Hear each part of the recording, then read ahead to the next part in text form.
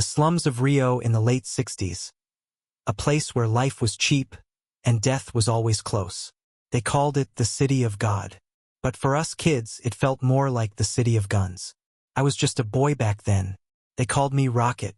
Skinny, quiet, always carrying an old camera around. Even if it didn't work. I wanted to capture moments, not steal them. But my friends, they dreamed different dreams.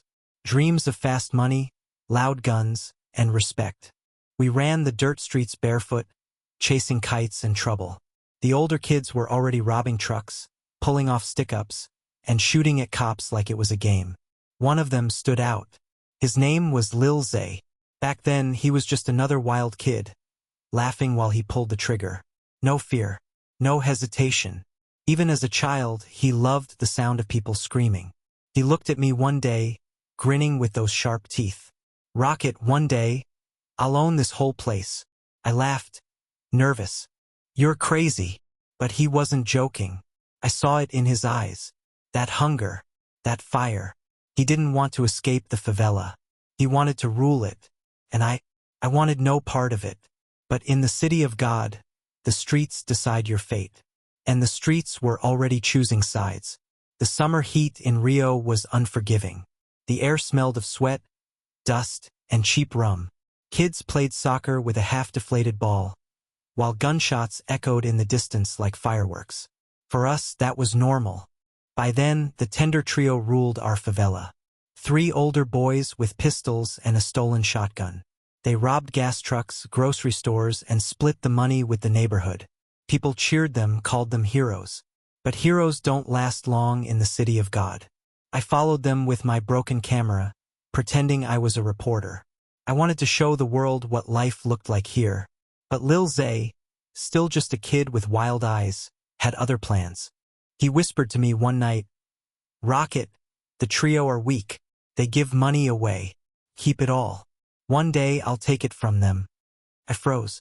"You'd kill them?" He smiled. "I'll kill anyone. To be king, you have to spill blood." I didn't believe him. Not until that night at the motel. The Tender Trio stormed in, masks on, guns raised. They shouted, made guests lie down. They were in and out quick, grabbing cash and jewelry. It should have been just another job. But Lil Zay wasn't there to steal. He was there to prove himself. When the trio left, he stayed behind. He walked room to room, laughing, spraying bullets at everyone inside. Men, women, even kids hiding under beds. The screams were louder than the gunfire. I wasn't inside, but I heard it. Everyone did. By the time it was over, the motel was soaked in blood. The trio never found out who did it. But the streets whispered. They knew. We all knew. And that was the night Lil Zay's legend was born. For me, it was the night I realized my camera would never capture beauty in this place. Only death. And worse, I was tied to him forever. Because if I talked, I'd be the next body on the floor. The motel massacre was only the beginning. The bodies were buried fast, but the story spread faster. Everyone in the favela whispered about it. Some said demons walked that night. Others knew the truth. A demon had been born, and his name was Lil Zay. I still saw him as a boy. Skinny arms, dirty sandals, always laughing. But his laughter changed. It wasn't playful anymore. It was cruel. A sound that made my stomach twist. The Tender Trio didn't know what he'd done, but they felt the weight of it. The police came down harder. Raids, beatings, bullets through the shacks. The trio lost their power piece by piece. And Lil Zay? He gained it. Fear gave him strength. I tried to stay invisible. I walked the alleys with my camera, snapping pictures of kids flying kites, old women hanging laundry, and chickens running loose. I wanted to catch a glimpse of life, not death. But everywhere I turned, there he was, Lil Zay with his gang of reckless boys. One day, I found him sitting on the hood of a stolen car, smoking, surrounded by friends. His pistol rested on his lap like a toy. He called out, "Rocket, take a picture of me. Make me famous." I raised the camera, but my hands shook. He noticed. He grinned. "Don't worry. You're safe. You're my friend." But I didn't feel safe. No one did. Soon, the trio was gone, one dead, two disappeared. Just like that, the old kings were erased. And in their place stood a boy who wanted everything. Guns, money, power, respect. The favela was divided. Some feared him. Some followed him. Some prayed for him to die. But no one dared stand in his way. That night, I wrote in my notebook, Lil Zay doesn't just want to rule. He wants to own death itself. And I knew, if he kept going, nothing would stop him. But I also knew something else. In the city of God, every king eventually faces a rival. And Lil Zay's first rival was about to arrive. By the mid-70s, the city of God had changed. New shacks, more people, more guns. Drugs flowed like water. Cocaine, weed, pills, if you had money, you could buy anything. And at the center of it all stood Lil Zay, no longer a boy, but a young man with blood on his hands and an army at his back. But the streets never belonged to one man for long. Every kingdom breeds rebellion. That rebellion came in the shape of a quiet boy named Benny. He grew up with us, running the same alleys, playing the same games. But unlike Lil Zay, Benny wasn't cruel. He had charm, a smile that won people over.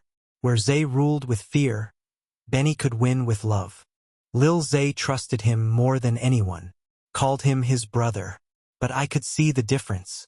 Benny didn't dream of death. He dreamed of escape, nice clothes, music, maybe even a life outside the favela. And then came Carrot, another hustler, another dreamer. He built his own gang, small at first but growing. He didn't have Zay's fire or Benny's charm, but he had ambition. And ambition is dangerous here. I remember one night, the three of them stood in a circle, guns tucked in their waistbands, smoke filling the room. Lil Zay laughed, waving his pistol. This city is mine. Nobody breathes without my say-so. Carrot leaned back, calm. Maybe, but power never lasts. One day, someone younger, hungrier, takes it. The room went quiet. Zay's eyes narrowed. I thought he would shoot him right there. But Benny stepped in, smiling, holding them apart. Relax. We're all brothers here. There's enough to go around. But there wasn't. Not in Rio. Not in the city of God. As weeks passed, I saw it building. Zay's paranoia. Carrot's patience. Benny caught in the middle, dreaming of discos, of peace, of leaving the guns behind. And me? I just kept snapping photos. My camera was my shield. My way of pretending I wasn't part of this war that was coming. Because war was coming. I could feel it. And when it finally broke, the streets would drown in blood. It started with whispers. Carrot's boys dealing on Zay's corners. Small sales at first. Just enough to poke the lion. Zay heard about it, of course. He always did.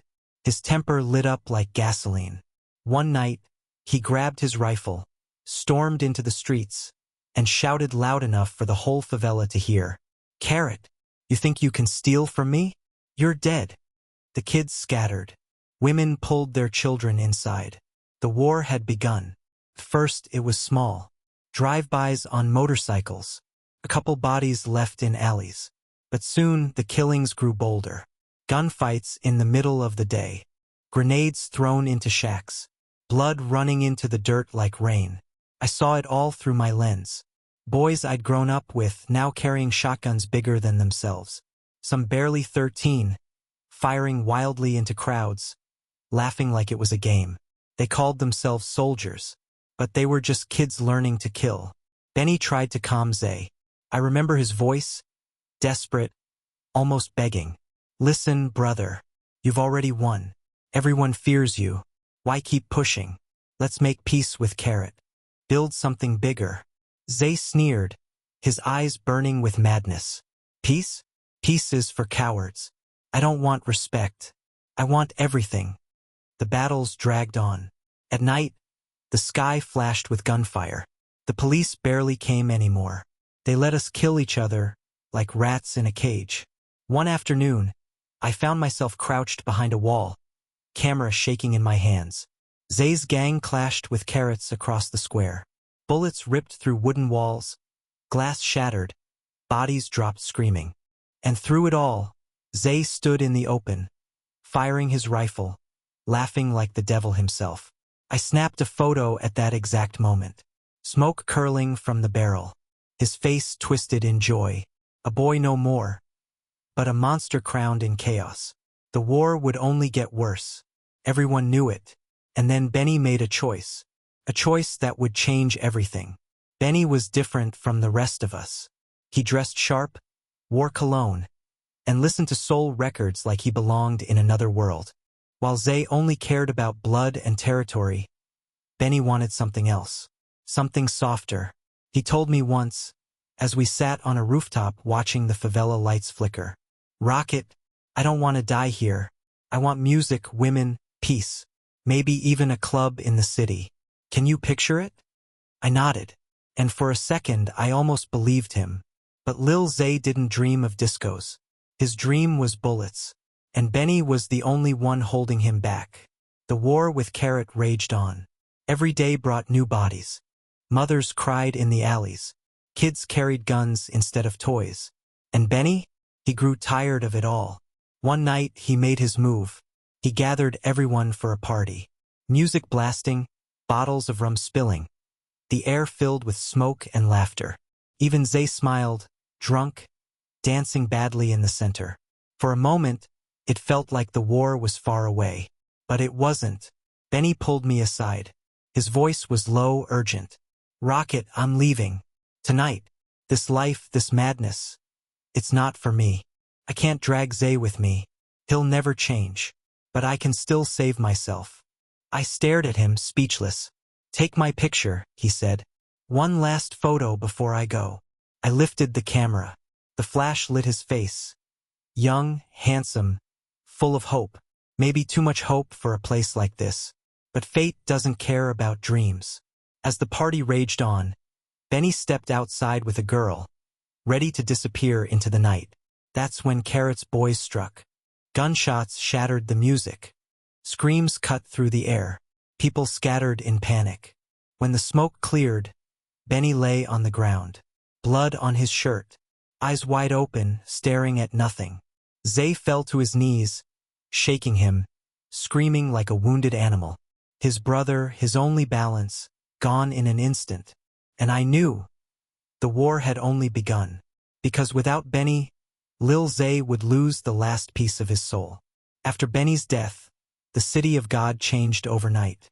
The party ended in blood, and with it, the last trace of mercy inside Lil Zay. He walked the streets like a ghost, eyes burning, teeth clenched, his hands always on the trigger. His laughter was gone. What replaced it was worse, silence. Cold, heavy silence. And then a violence. Zay blamed Carrot for everything.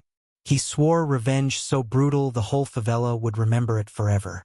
He gathered his soldiers, kids with rifles too big for their shoulders, bullets strapped across their chests. He gave them one command: kill them all. Carrot's men, their friends, their families. No one survives. The war became a storm. Day and night, gunfire cracked through the alleys. Blood splattered against tin walls. Smoke curled over burning shacks. Children cried, hiding under beds as grenades tore houses apart. I saw Zay walk into a bar, pistol in hand. Without a word, he executed 3 men at their table. He didn't care if they were soldiers or not. All he wanted was blood. He wanted the world to feel his pain.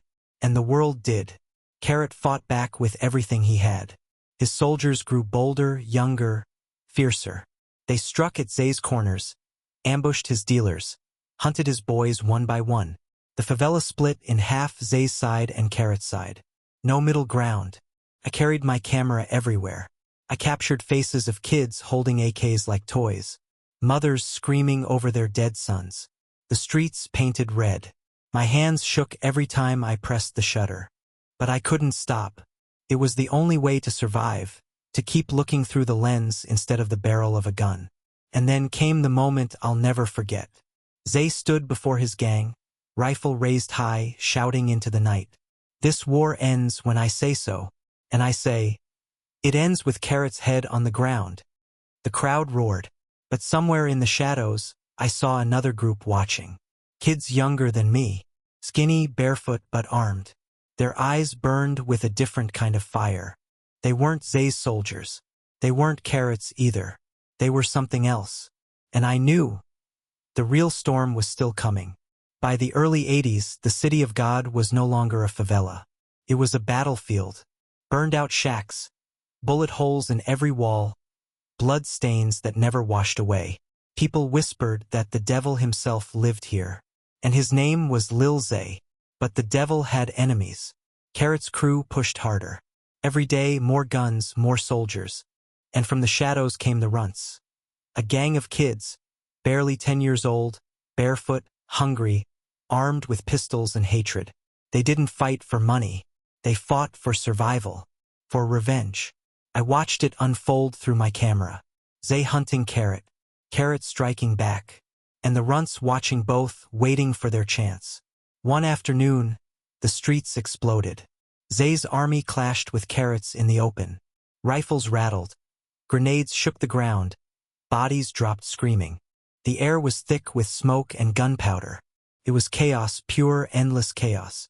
Through the madness, I saw Zay, shirtless, sweat dripping, rifle blazing. He screamed at the top of his lungs. "This is my city. Mine." Carrot's boys surrounded him, cornering him in the alley. Bullets tore the bricks beside his head. For the first time, I saw fear in his eyes. He was trapped. Done. Then, the police came. Sirens cut through the gunfire. Officers poured in, not to stop the war, but to collect the prize. They grabbed Zay, bloodied and beaten, shoving him into a van. They laughed, bragging about the reward, about selling him out to the papers. But Zay never made it to the station. The runts were waiting, little shadows with big guns. As soon as the cops let him out, they pounced. Zay grinned. Even then, "You kids want to play?" The answer came in a storm of bullets. The devil of the city of God fell in the dirt, riddled with holes, his blood seeping into the ground he once ruled. The cops didn't stop it. They just watched, smiling. And me? I raised my camera. I took the shot. The picture that would make me a photographer. The picture that would make me free. But freedom had a price. I would carry his face, that grin, that death with me forever. The city of God didn't die with Lil Zay.